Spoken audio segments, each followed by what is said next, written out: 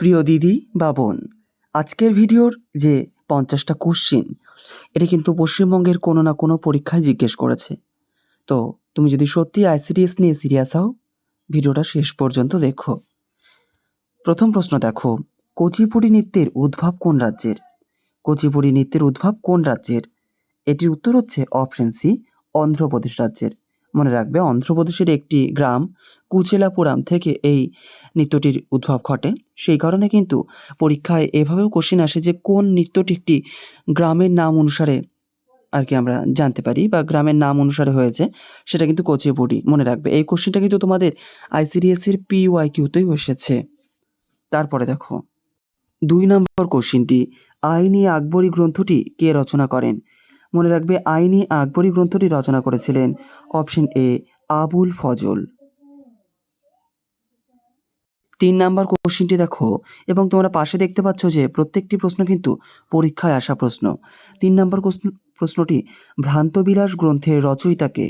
ভ্রান্তবিলাস গ্রন্থের রচয়িতা option A, Ishwarchandra Vidyasagar.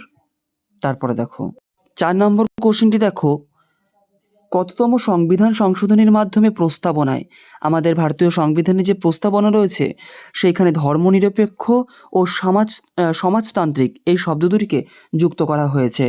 এইটা কিন্তু তুমি খাতার মধ্যে লিখো, কারণ এই কোশ্চেনটা সেন্ট্রালের এক্সাম বলো, স্টেটের এক্সাম বলো, মানে প্রায় সমস্ত এক্সামে জিজ্ঞেস করেছে। ধর্মনিরপেক্ষ এবং সমাজতান্ত্রিক এই শব্দ দুটি কততম সংবিধান সংশোধনীর মাধ্যমে প্রস্তাবনায় যুক্ত করা হয়েছিল? এবার অপশনগুলো দেখো। অপশনে রয়েছে 42তম সংবিধান সংশোধনী 1976, অপশনে রয়েছে 44তম সংবিধান সংশোধনী 1978, সিতে রয়েছে 43তম সংবিধান সংশোধনী 1977 এবং ডিতে রয়েছে 45তম সংবিধান সংশোধনী 1980। তো এখানে এর উত্তরটা হচ্ছে অপশন এ, 42তম সংবিধান সংশোধনী 1976। 5 নম্বর কোশ্চেনটি দেখো, পশ্চিমবঙ্গের কোন জেলায় ছৌ নৃত্যের উদ্ভব হয়েছে? এই কোশ্চেনটা আশা করি অনেকবার পেয়ে গেছো এবং তোমাদের বিভিন্ন এক্সামে এসেওছে। ছৌ নৃত্য মানে অপশন ডি, পুরুলিয়া। তারপরে 6 নম্বর কোশ্চেনটি রয়েছে, স্বাধীন ভারতের অলিম্পিক ফুটবল দলের প্রথম অধিনায়ক কে ছিলেন? এটির উত্তর করবে অপশন ডি, তালিমেরেন আও। 1948 সালে লন্ডন অলিম্পিকে ভারতীয় ফুটবল দলকে নেতৃত্ব দিয়েছিলেন, মনে রাখবে। 7 নম্বর কোশ্চেনটি দেখো, গঙ্গা নদীর তীরে অবস্থিত বৃহত্তম শহর কোনটি? অপশন এটা দেখে নাও, কানপুর, এবং আমি বাদবাকি অপশনগুলো দেখাচ্ছি। অপশন বিতে দেখো রয়েছে দিল্লি এবং লখনৌ এবং কলকাতা, কোনটা হবে বলো? 7 নম্বর কোশ্চেনটির উত্তর হবে option A, Kanpur. 8 number question দেখো, ভারতের উচ্চতম শৃঙ্গ কোনটি? ভারতের উচ্চতম শৃঙ্গ, এটির উত্তর করবে অপশন বি, কাঞ্চনজঙ্ঘা। এটি নন্দা দেবী এবং কারাকোরামের মধ্যে, না, নন্দা দেবী, এখানে কারাকোরাম নেই, নন্দা দেবী এবং কেটুর মধ্যে কিন্তু অনেকেরই কনফিউশন হয়। তো এই কনফিউশনটা আমি কিন্তু আমার অন্য ভিডিওতেও বলেছি। তো এটার উত্তর তোমরা অপশন বি মনে রাখবে, কাঞ্চনজঙ্ঘা। আর যদি প্রশ্নে তোমাদের উল্লেখ করা থাকে যে ভারতীয় মূল ভূখণ্ডে, মানে ভারতীয় ভূখণ্ডের মধ্যেই পুরোপুরিভাবে অবস্থিত উচ্চতম শৃঙ্গ কোনটি, তখন কিন্তু অপশন বি, উত্তরাখণ্ডের নন্দা দেবী করবে। বোঝা গেল? আর যদি বলে পৃথিবীর সর্বোচ্চ শৃঙ্গ, তখন কিন্তু করবে মাউন্ট এভারেস্ট। তারপরে দেখো 9 নম্বর কোশ্চেনটি দেখো, কোন যন্ত্রের সাহায্যে বিদ্যুৎ প্রবাহ মাপা যায়? বিদ্যুৎ প্রবাহ মাপা যায় কোন যন্ত্রের সাহায্যে? Option A, C is the correct answer, ammeter যন্ত্রের সাহায্যে। 10 নম্বর কোশ্চেনটা আমরা আগের এক্সামের কোশ্চেনও দেখেছি যে দুটি সংশোধনী অধিবেশনের মধ্যবর্তী সর্বাধিক কত অবকাশ দেওয়া যেতে পারে, মানে কতটা গ্যাপ দেওয়া যেতে পারে দুটো অধিবেশনের মধ্যবর্তী। তো অপশনে রয়েছে 4 মাস, 3 মাস এবং আরও দেখো 6 মাস এবং 6 সপ্তাহ। তোমরা মনে রাখবে, দুটি অধিবেশনের মধ্যে কমপক্ষে 6 মাসের গ্যাপ থাকা অত্যন্ত জরুরি এবং সেটা থাকতে হয়, মনে রাখবে। Option C is the correct answer. 11 নম্বর কোশ্চেনটা এখনও পর্যন্ত খুব সম্ভবত 2 থেকে 3 বার করলাম আমরা। ওস্তাদ আমজাদ আলী খান কোন বাদ্যযন্ত্র বাজিয়ে বিখ্যাত হয়েছেন, অর্থাৎ তিনি কোন বাদ্যযন্ত্রের সঙ্গে যুক্ত? এটির উত্তর করবে অপশন ডি, সরোদ। 12 নম্বর কোশ্চেনটা দেখো, কোন কেন্দ্রশাসিত অঞ্চলের নিজস্ব উচ্চ বিচারালয় রয়েছে? এখানে যে কেন্দ্রশাসিত অঞ্চলগুলি রয়েছে না, তারা কিন্তু বেশিরভাগটাই কোনো রকম তাদের উচ্চ বিচারালয় নেই। যেমন দেখো আন্দামান নিকোবর দ্বীপপুঞ্জের কিন্তু বিচারালয় হচ্ছে কলকাতা হাইকোর্ট, মনে রাখবে। দমন এবং দিউ অন্য হাইকোর্টে কাজ হয়, লাক্ষাদ্বীপেরও তাই, কিন্তু দিল্লির কিন্তু নিজস্ব একটা উচ্চ বিচারালয় রয়েছে। তো এটির উত্তর কিন্তু option C is the correct answer. উচ্চ বিচারালয় মানে কিন্তু হাইকোর্ট, মনে রাখবে। সেই সঙ্গেই তোমরা মনে রাখবে বর্তমানে ভারতে কিন্তু 25টি হাইকোর্ট রয়েছে। এটাও কিন্তু পরীক্ষায় জিজ্ঞেস করে যে কয়টি হাইকোর্ট রয়েছে, 25টি। 13 নম্বর কোশ্চিন দেখো, আন্না ক্যারেনিনা গ্রন্থের রচয়িতাকে। আন্না ক্যারেনিনা গ্রন্থের রচয়িতাকে পরীক্ষায় অনেক পরীক্ষায় আসে, হ্যাঁ। তো এটির উত্তর আমি সরাসরি বলে দিচ্ছি, option A is the correct answer, Tolstoy. 14 number question দেখো, খুব ইম্পর্ট্যান্ট একটি কোশ্চিন, কার অনুপ্রেরণায় ইয়ং বেঙ্গল মুভমেন্ট, বাংলাতে একটু অসঙ্গতি রয়েছে, আমি বলে দিচ্ছি, তোমরা সেই হিসেবেই লিখে নেবে। ইয়ং বেঙ্গল মুভমেন্ট সংগঠিত হয়েছিল কবে? বোঝা গেল? কার অনুপ্রেরণায় ইয়ং বেঙ্গল মুভমেন্ট সংগঠিত হয়েছিল? এটা মনে রাখবে, option B, Henry Louis Vivian ডিরোজিওর নেতৃত্বে, মনে রাখবে, ইয়ং বেঙ্গল মুভমেন্ট। তারপরে দেখো 15 নম্বর কোশ্চিনটি দেখো এবং নিজেরাও কিন্তু উত্তর করবে। এটা যেহেতু কোনো লাইভ ক্লাস না, সেই কারণে ভিডিওটা বন্ধ করে নিজেরা উত্তর করবে, তারপরে আমার উত্তরের সঙ্গে মিলিয়ে নেবে। আর যদি কোনো কোশ্চিনে কোনো ডাউট থেকে থাকে অবশ্যই তুমি কিন্তু কমেন্ট করবে। ভিডিওটা ভালো না লাগলে ডিসলাইক দেবে। দেখো ভারতের উচ্চতম মালভূমি কোনটি? এটির উত্তর করবে অপশন সি, লাদাখ। তারপরে দেখো 16 নম্বর কোশ্চিন, শেরি পাঞ্জাব নামে পরিচিত কে? শেরি পাঞ্জাব নামে পরিচিত অপশন এ, রঞ্জিত সিং। এইখানে আমি ছোট্ট একটি কথা বলি যে শেরি পাঞ্জাব নামে কিন্তু রঞ্জিত সিং এবং লালা লাজপত রায় উভয় ব্যক্তিই কিন্তু পরিচিত ছিল।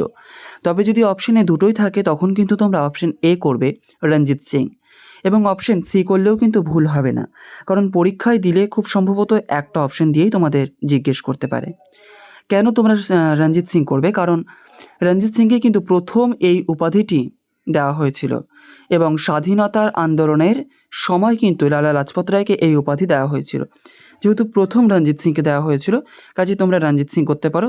যদিও খুব সম্ভবত পরীক্ষায় দুটো অপশন থাকবে না, এবং দুটো অপশনের মধ্যে যদি দুটোই থাকে তোমরা অপশন এ রঞ্জিত সিং করবে। তারপরে দেখো লালা লাজপত রায়টাও কিন্তু ভুল না, হ্যাঁ, মনে রাখবে। 17 নম্বর কোশ্চিন দেখো, পদাতিক এর লেখককে। বিভিন্ন গুরুত্বপূর্ণ যে সাহিত্যকর্ম, সেই টপিকটাও কিন্তু তোমাদের পড়তে হবে আইসিডিএস এর জন্য। পদাতিক এর লেখক অপশন ডি, সুভাষ মুখোপাধ্যায়। এখানে সুভাষিস হয়ে গেছে, তুমি সুভাষ করে নেবে, সুভাষ মুখোপাধ্যায়। বোঝা গেল? সুভাষ মুখোপাধ্যায়। তারপরে দেখো 18 নম্বর কোশ্চিন দেখো, বিভিন্ন চরিত্রের স্রষ্টা। এই টপিক থেকেও কিন্তু তোমাকে আর কি পড়তে হবে। হর্ষবর্ধন, গোবর্ধন, এই দুটি চরিত্রের স্রষ্টাকে? এই দুটি চরিত্রের স্রষ্টা অপশন সি, শিবরাম চক্রবর্তী।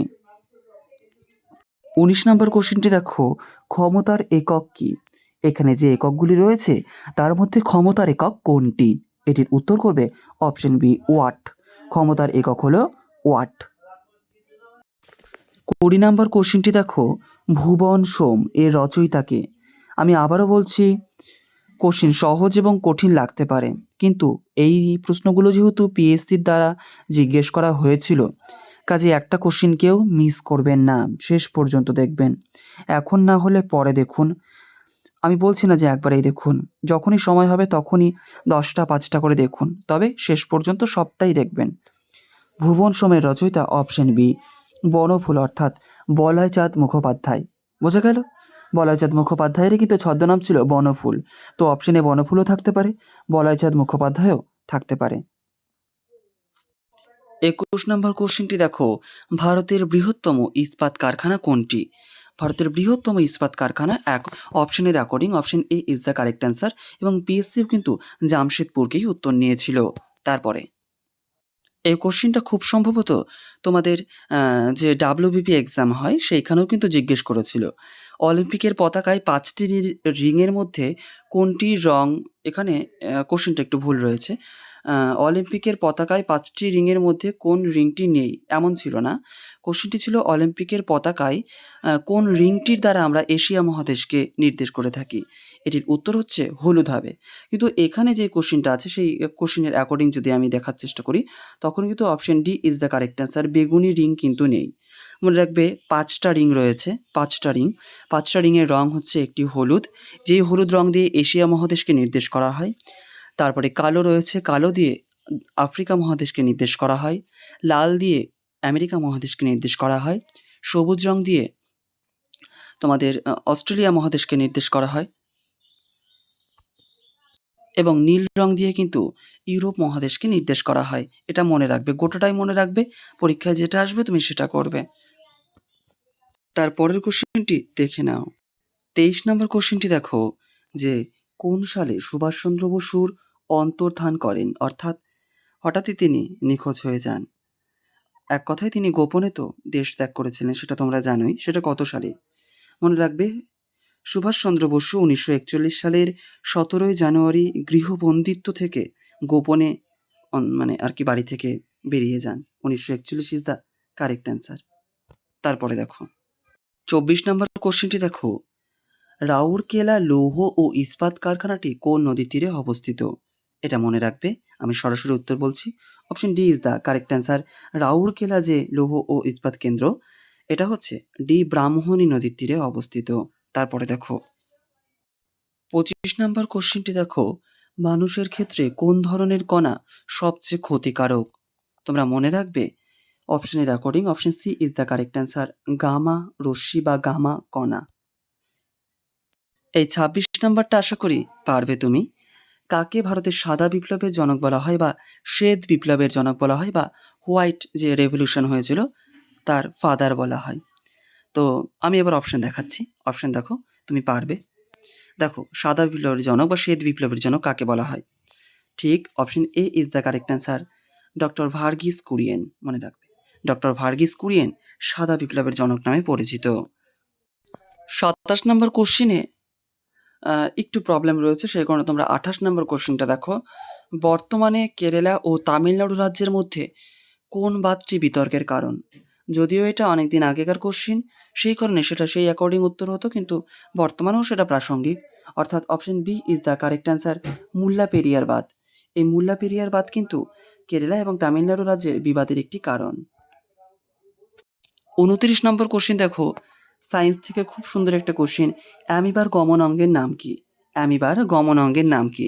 এবার আমি অপশন দেখাচ্ছি, দেখো অ্যামিবার গমন অঙ্গের কোনটি নাম বলো দেখি? Option D is the correct answer. Pseudopodia. Pseudopodia হচ্ছে অ্যামিবার গমন অঙ্গের নাম। ৩০ নম্বর কোশ্চেনটি দেখো, বর্তমান পোপ কোন দেশের নাগরিক? দেখো, এইটা তো চেঞ্জ হয়। তো এইটা যেহেতু ২০১২ সাল নাগাদ এই পরীক্ষাটা হয়েছিল, যেটার কোশ্চেন তুমি এখন করছো, তো এটা তো বর্তমানে চেঞ্জ হয়ে গেছে। তো সেই অ্যাকর্ডিং অপশনে তোমার কিন্তু আমেরিকা যুক্তরাষ্ট্র বা মার্কিন যুক্তরাষ্ট্র থাকা উচিত ছিল। তো এইটা যেহেতু নেই, তোমরা মনে রাখবে এটির উত্তর করবে মার্কিন যুক্তরাষ্ট্র বর্তমানে। যারা কয়েকদিন পরে বা কিছুদিন পরে গিয়ে ভিডিওটা দেখবে, তারা চাইলে একটু গুগল করে নিতে পারো, কারণ এটা চেঞ্জ হয়ে যেতে পারে।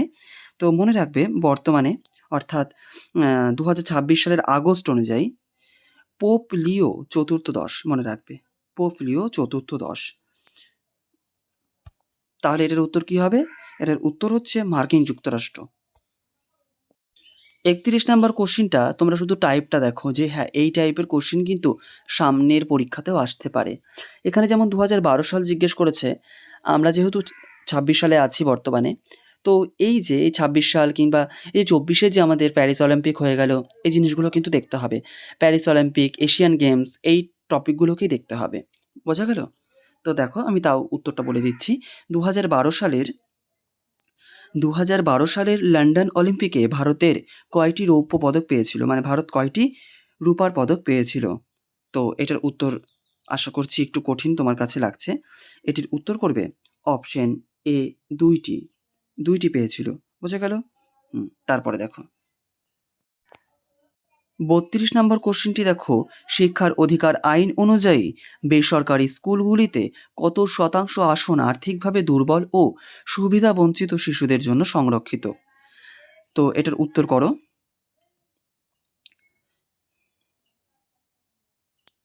এটির উত্তর কিন্তু option C is the correct answer, 25%। মনে রাখবে, শিক্ষার অধিকার আইন 2009 এর ধারা অনুযায়ী বেসরকারি অনুদানহীন স্কুলে প্রবেশ স্তরের শ্রেণীতে কমপক্ষে 25% আসন যারা ব্যাকওয়ার্ড ক্লাস থেকে বিলং করে তাদের জন্য সেখানে সংরক্ষণ করতেই হবে, সেটা প্রত্যেকটা প্রাইভেট স্কুলে। বোঝা গেল? মানে 25টা সিট তাদের জন্য আলাদা করে রাখতেই হবে। তারপরে দেখো 33 নম্বর কোশ্চিন, বর্তমানে নাবার্ড এর চেয়ারম্যানকে। এই নাবার্ডের কিন্তু ফুল ফর্মটাও লাগবে। বোঝা গেল? এইটাও কিন্তু পরীক্ষায় এসেছে। বর্তমানে নাবার্ডের চেয়ারম্যানকে, এটির উত্তর করবে ডক্টর সাজি কৃষ্ণন ভি। ডক্টর সাজি কৃষ্ণন ভি। তাহলে কোন অপশনে রয়েছে দেখো তো? অপশন বিতে রয়েছে, তাই না? সাজি কৃষ্ণন ভি, মনে রাখবে। এখানে কিন্তু উল্টে দিয়েছে, বোঝা গেল? কে ভি সাজি দিয়েছে, তোমরা দুটোকেই মনে রাখবে। এইটা না, অপশনটা না দুটো হয়ে গেছে, হ্যাঁ? তো এই অপশনটা তোমরা দেখবে না, তোমরা মনে রাখবে সাজি কেভি। কি মনে রাখবে? সাজি কেভি। বোঝা গেল? অর্থাৎ সাজি কৃষ্ণান ভি। লিখে নাও, সাজি কৃষ্ণান ভি বা সাজি কে ভি। বোঝা গেল তো? তারপরে দেখো 34 নম্বর কোশ্চিনটি দেখো, অনাল গ্রন্থি কি ক্ষরণ করে? রক্ত, কলারস, উৎসেচক না হরমোন? এটির উত্তর করার চেষ্টা করো। এটির উত্তর করবে option D is the correct answer, hormone. মনে রাখবে, অনাল গ্রন্থি হরমোন নিঃসরণ করে।